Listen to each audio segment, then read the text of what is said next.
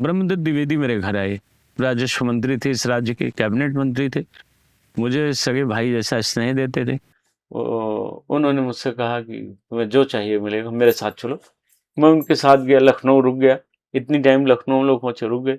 सुबह वो 4 बजे उठ जाते थे, पहलवान आदमी थे, व्यायाम व्यायाम करते रहे, दरी पर लेटते थे, नीचे जमीन तखत पे बिस्तर पे नहीं रहते थे। सुबह उन्होंने उन्होंने मुझे जगाया, उठो, है, बड़ा काम करने वाले, ब्रह्म बेला में जाग जाते हैं। उठ गया जल्दी से, नहाया धोया, चल दिए। हमने पूछा भैया कहाँ? बोले, उन्होंने गाना सुनाया, वो कोई कैसा है वो, मेरे मंजिले मकसूम, तेरे दिल के पास है मेरी मंजिले मकसूम, ऐसे कुछ गाना मुझे याद नहीं आ रहा है। वो सुन, बाद में गुनगुनाते रहे बहुत देर तक, पर कम बोलते थे हम लोग आपस में। सम्मान की भावनाओं से जुड़ा हुआ रिश्ता था। तो हमें लगा ये दिल्ली चल रहे हैं, क्योंकि गाड़ी उन दिनों ये एक्सप्रेस वे और ये सब तो था नहीं। दिल्ली से काफी पहले एक दीक्षित जी के ढाबे पर रुके, मतलब इतनी देर तक गाड़ी चलती रही। और उन्होंने कहा, दीक्षित यार तू मेरा इतना पुराना चेला, मुझे गुड़ की चाय नहीं पिलाएगा। गुड़ की चाय पीते थे, तो चाय वाय पिया, फिर हम लोग निकल पड़े। और नवंबर का महीना था, जाड़ा होने लगता है, उस समय ठंडी भी ठंडी हो जाती है। तो देखा हमने धीरे धीरे उनकी गाड़ी दिल्ली में प्रवेश हुई। तो उन दिनों बहुत भीड़ तो नहीं थी, पर होती थी। लेकिन जब प्रधानमंत्री आवास की ओर गाड़ी चली, तो लाल बत्ती एम्बेसडर हुआ करती थी उन दिनों। तो जब उधर चली तो मुझे लगा ये कहाँ जा रहे हैं, प्रधानमंत्री आवास मार्ग, ये वो सब दिखता था। वो बैरियर, उन दिनों बैरियर होता था तो रोक देते थे।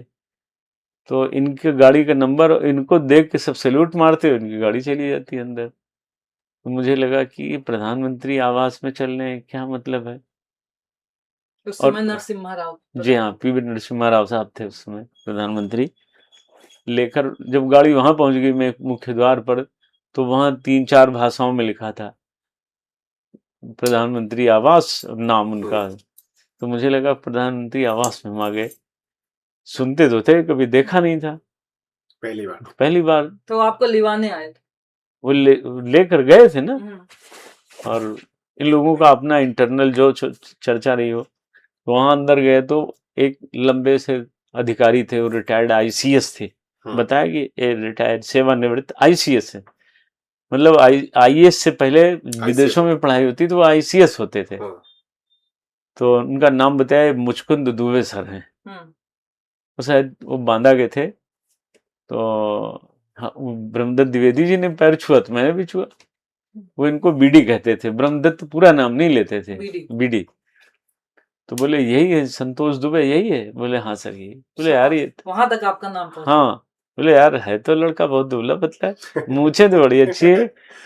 मूछ आज भी स्टाइल वही है। हाँ, मैं दानवी प्रवृत्ति का व्यक्ति हूँ ना, राजा बलि का तो वंशधर हूँ ना, तो स्वभाव तो वही रहेगा, मूछें भी वही है। बस थोड़ी काली से सफेद हो गई अब। हाँ, मैं नकली जीवन में जीने का आदी नहीं हूँ, अन्यथा मैं भी काली कर लेता। पर मैंने सोचा जो भगवान ने दिया ना, राम की, मूंछों का कलर छुपा सकते हैं, उम्र थोड़ी, उम्र नहीं छुपा सकते हैं। और फिर इसकी जरूरत क्या है? जिस काम के लिए जो आयु होती है वही काम शोभा देता है। हाँ, फिलहाल हमसे बातचीत वो करते रहे, क्या पढ़ाई हो। अब पर मैं, मेरे दिमाग में मुझे तलवार चाहिए, मुझे त्रिशूल चाहिए, मुझे हथौड़े चाहिए, गन चाहिए, क्या बोल रहे हैं। तो बीए कर रहे हो, क्या कर रहे हो, मैं बताता चल रहा था, लेकिन ऊपर से बोल रहा था, अंदर से कोस रहा था कि मेरे मन की बात तो अभी आई नहीं। लेकिन तभी वो चाय पानी सब हो ही रहा था, तभी बीबी नरसिम्हा राव जी वहां गए। अब भाई उनको कौन नहीं जानता था, मैं ब्रह्मदत्त द्विवेदी जी ने पैर छुआ तो मैंने भी पैर छुआ। बैठ गए आमने सामने। प्रधानमंत्री के सामने यूं बैठना बड़ा आसान काम तो होता नहीं है।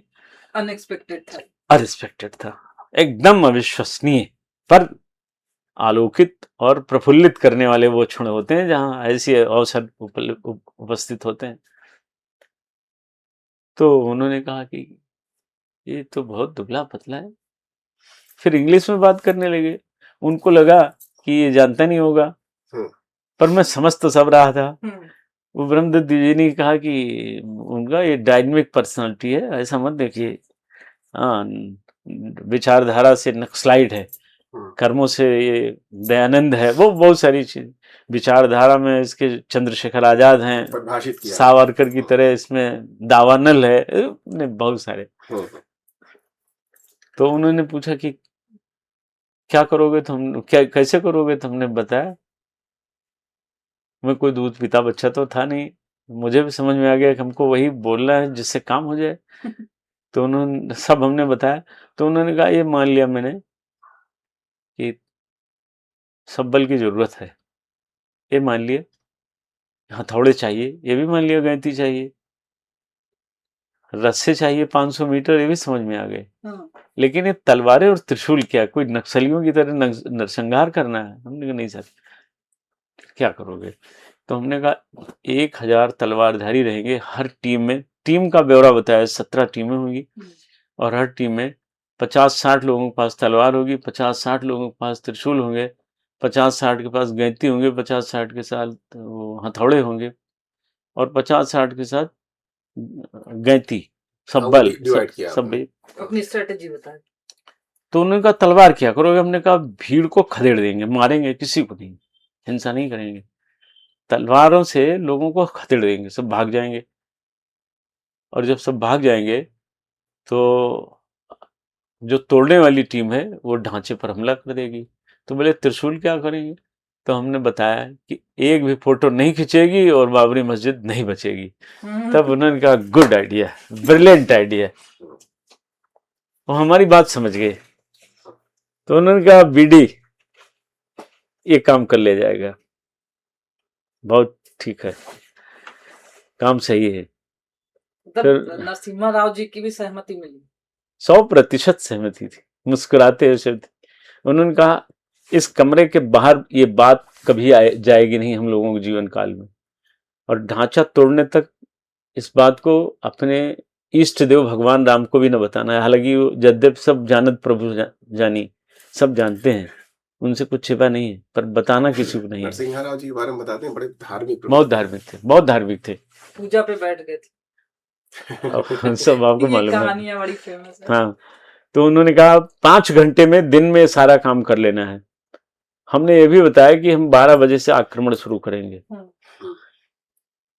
12 से 5 के बीच का जो समय होता है, सब सरकारी काम काज करने वाले अपने काम में लग जाते हैं, किसान अपनी खेती में लग जाता है, व्यापारी व्यापार करता है, महिलाएं अपने काम काज निपटा करके सो जाती हैं। इस बीच कार सेवा का सबसे बढ़िया समय उपलब्ध होता है और पुलिस वाले भी उस समय खा पी कर ऊँघते हैं कुर्सी बैठकर। हाँ, अब उन दिनों पुलिस वाले ऐसे तो हुआ नहीं करते थे। उस समय की पुलिस इतना ऐसा कुछ थी नहीं, वो रुपया नहीं ढूंढती थी, वो आराम भी ढूंढती थी। तो वो समय उचित, मतलब कटाक्ष हर जगह पे आरोप और कटाक्ष आप ढूंढ नहीं, ही लेते हैं। कोई कह दे कि हम नहीं लेते हैं, जैसे हमसे कोई कहे कि माला जपते रहो, कहाँ जप पाएंगे, जबकि कहाँ तक माला जाए, हाँ, और द्वंद्व कहाँ तक टाला जाए। जो होना होता है हो जाए ना, तो फेंक जहां तक भाला जाए, कब तक इंतजार करेंगे? लड़ना है तो लड़िए फिर।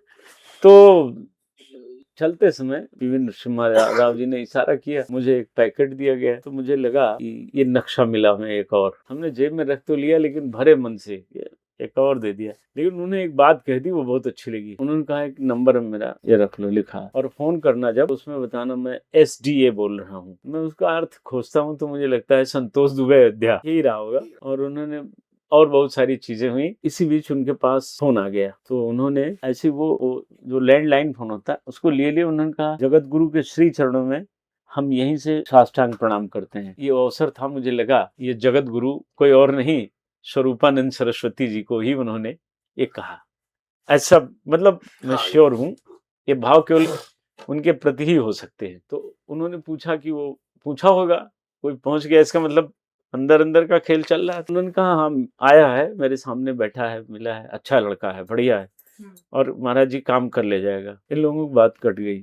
उन्होंने कहा कि तुम्हें कोई जरूरत होगी फोन करना, कोई संकोच नहीं, 2 मिनट बाद हमारी तुम्हारी वार्ता हो जाएगी, जैसे बताओगे SDA बोल रहा हूँ, सुबह जी रहेंगे, यही फोन उठाएंगे। हम लोग वहां से दंड प्रणाम करके, बल्कि उन्होंने कहा कि बीडी भोजन ही करते जाओ। बोले नहीं साहब, रास्ते में कर लेंगे, क्योंकि यात्रा अत्यंत गोपनीय है, तो रात भर में हमें लखनऊ होना चाहिए, कल कैबिनेट की मीटिंग है, ऐसा कुछ कहा उन्होंने शायद, कल कैबिनेट की मीटिंग है। CBI वाले इसी आधार पे तो हमको मुख्य आरोपी मानते थे कि लिखा पढ़ी में सब खेल बहुत अच्छा चल रहा था, कोई जान नहीं पाता था। वहां से हम लोग जब चले तो वहीं दीक्षित जी के ढाबे पर फिर रुके। मुझे लगा ये जो मेरे जेब में है इसको देखी क्या है, तो शौचालय जाने के बहाने उन दिनों डिब्बा लेकर होटलों पर ऐसे ही चलता था, डिब्बा लेकर मैं गया कुछ दूर। दरअसल में वो कुछ तो करना नहीं था, जेब में क्या वो देखना। तो मैंने जब उसे फाड़ कर देखा तो 50,000 रुपए की गड्डी थी। तो मैंने कहा ये काम तो ठीक हो गया, अब तो हम नाचा तोड़ी डालेंगे, अब कोई नहीं बचा सकता, हम सब खरीद लेंगे। उन्होंने कहा था कि ब्रह्मदत्त जी इनकी व्यवस्था, बोले हमारे रिश्तेदार हैं, कोई अग्निहोत्री है कानपुर में, उनका ये सब कारखाना हम सब दिलवा देंगे। और मेरा मन भर आया कि धन्यवाद, रामलला को ही धन्यवाद देते थे और किसको दें, क्योंकि माया तो सब उन्हीं की चलती है। तो हमने कहा प्रभु इतने में तो हम सब खरीद लेंगे।